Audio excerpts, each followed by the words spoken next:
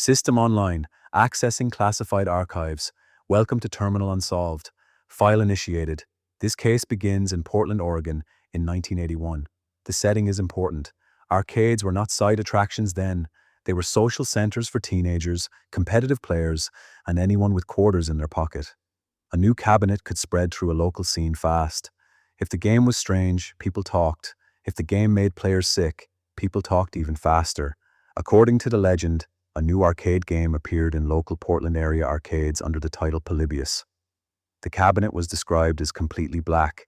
No bright side art, no developer logo, no clear publisher name, no promotional flyer, no normal paper trail. That is the first red flag. Arcade machines in 1981 were commercial products. They had manufacturers, distributors, repair paths, manuals, circuit boards, and operators who expected to earn money from them. Polybius, as the story describes it, appeared without the normal identity of a real arcade release. Players still lined up. That part makes sense. In 1981, a mysterious new game would attract attention. The arcade floor was built on curiosity. If a cabinet looked different, if it had a crowd, if one kid said it was intense, 10 more kids would try it. But Polybius was not described as a normal game.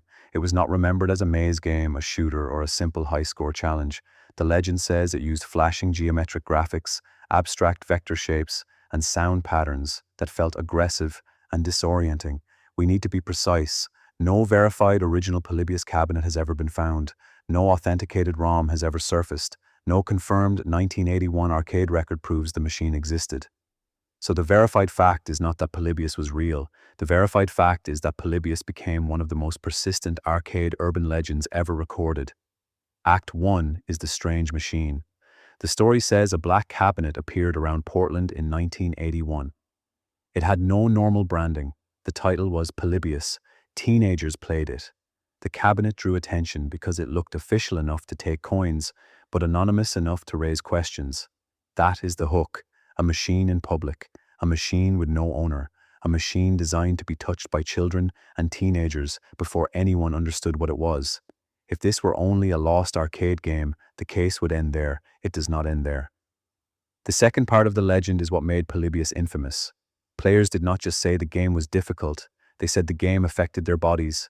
The reported symptoms were specific and severe: intense migraines, amnesia, insomnia, nightmares, disorientation, and in some versions of the story, sudden seizures. The explanation inside the legend is that Polybius used flashing vector graphics and intense sound to interfere with the player's nervous system. In plain terms, the game was said to overload the senses. The screen flashed too hard, the shapes moved too fast, the patterns pulled the eyes toward the center. The sound did not behave like music, it behaved like a stress signal. This is the theory of the psychoactive code. First, the player focuses on the screen. Second, the screen creates rapid visual stress through flashing shapes and high-contrast motion. Third, the sound adds pressure and rhythm. Fourth, the player keeps playing because the arcade format rewards endurance, competition, and repeated attempts.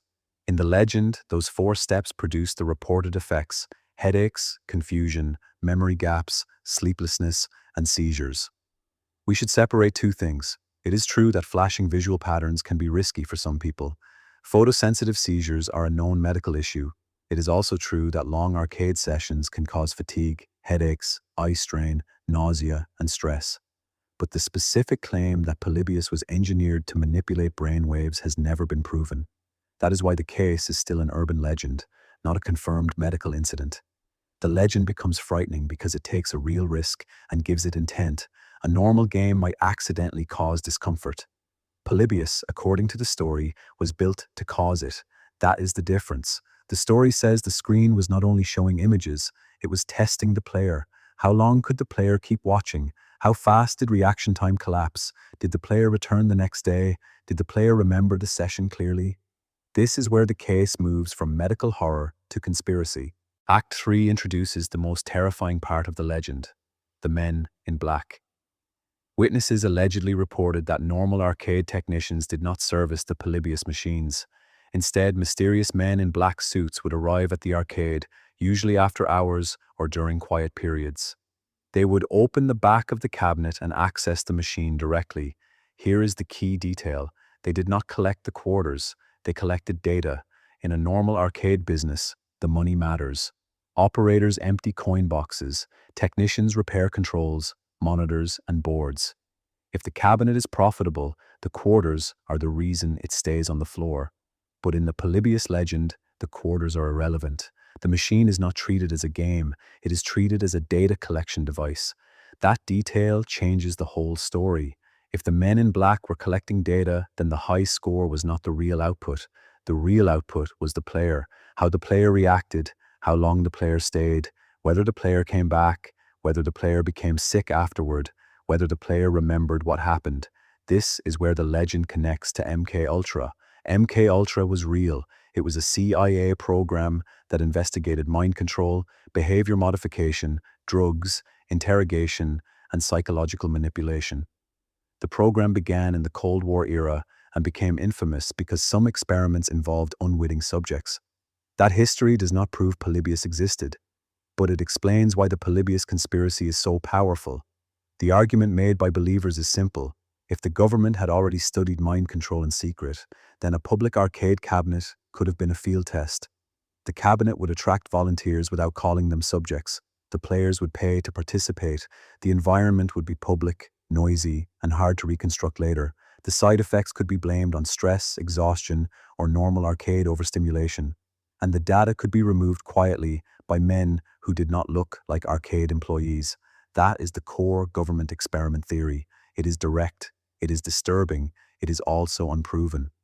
No official record has surfaced showing that the CIA installed arcade machines in Portland for MKUltra research. No authenticated service document names Polybius. No verified machine has been recovered.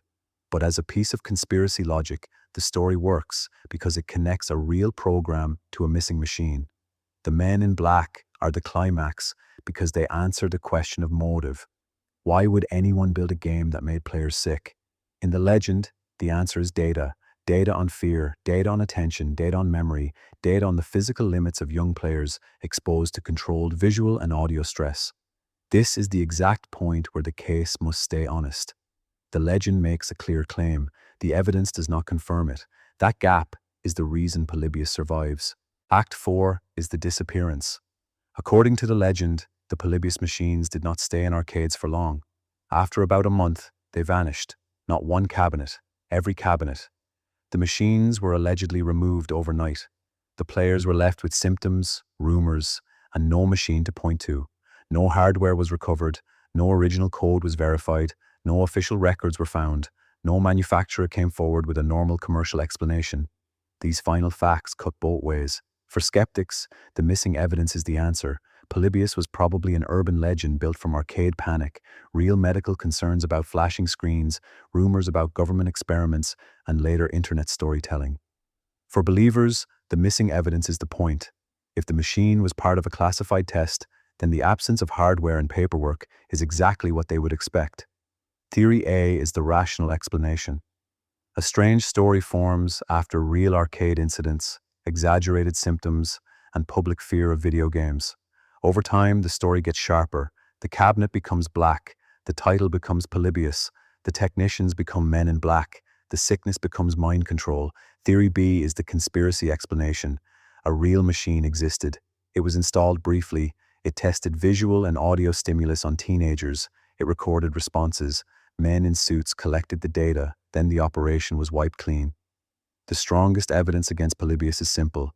No cabinet, no code, no records. The strongest reason the story still matters is also simple. It describes a fear that became modern.